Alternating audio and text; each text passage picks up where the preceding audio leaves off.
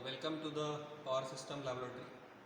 Today we are going to perform another experiment which is again related to the unsymmetrical fault. So in earlier two practicals we have studied the unsymmetrical fault, that is line to ground fault. The second practical in which we have studied the double line to ground fault, and in the third practical, that is today's practical, we are going to observe the effect on the system under the double line fault. So in double line fault, any two phases of the system are involved, and again it's an unsymmetrical fault, so we'll observe the unsymmetry in the voltages. So the process and setup is same. It's a DC shunt motor coupled with the alternator, and the rated current of the alternator is 4.3 ampere. The process is again same. You run the DC shunt motor as a prime mover, then adjust the RPM to the very close to the rated RPM of the motor, that is 1500 RPM, and once it is running very close to 1500 RPM, then switch on the excitation unit and adjust the excitation again in such a way that the current should not exceed the rated value of the alternator, that is 4.3 ampere. Okay, so we'll start the practical. Again switch on the supply, start the DC shunt motor.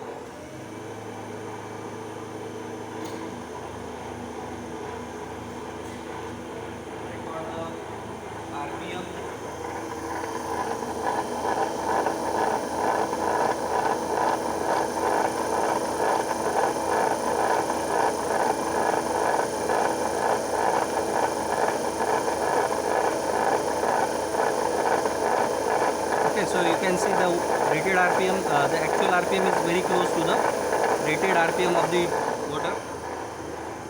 Now switch on the excitation. Now before switch on, again ensure that the knob is in 0 position, and here the R phase and Y phase, these two phases are short circuited through the ammeter. Okay, so here the choice of the phase is arbitrary. You can select R or B, you can also select B and Y. Okay, so the choice may be it is dependent on the performer. So switch on the excitation and gradually increase the excitation in such a way that the current should not exceed the 4.3 ampere. Okay, so the value is now 4.2 or 4.3 ampere. Now we will measure the voltages between the two phases and phase at neutral. So first let's measure the voltage between R and Y. You will not get any voltage because the R and Y phase is short circuited through the ammeter. Measure the voltage between B and Y. Now this B phase is not involved in a short circuit, so we'll get the voltage, and it is 71 volt. The voltage between B and R phase is 70.7 volt. Now let's measure the voltage between R and neutral. So the voltage between R and neutral point is 26.8 volt. The voltage between Y and neutral point is 27.2 volt, and the voltage between B and neutral point is 49.3 volt. Okay, so you can see the voltages are unsymmetrical in nature. So in this way we have completed this practical, that is the simulation of the line to line fault. So we have studied the four different types of fault. First is the symmetrical fault, which involves all the three phases of the alternator, and in a symmetrical fault all the three phases are short circuited. In a line to ground fault, one of the line, that is one of the phase of the system R, Y or B, and the neutral or earth, it is involved, so it is called as a line to ground fault.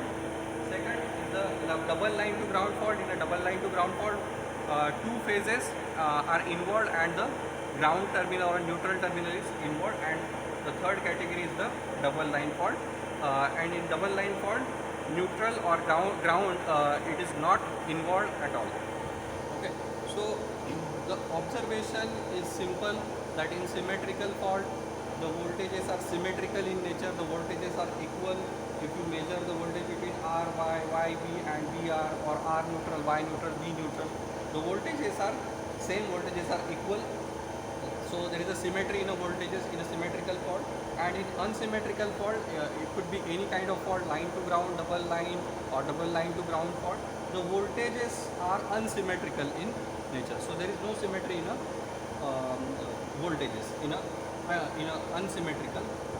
And but the unsymmetrical faults are what we can say, they are frequently occurring on the system, and the symmetrical short circuit is a rare in nature, but it is the most dangerous type of fault for the power system.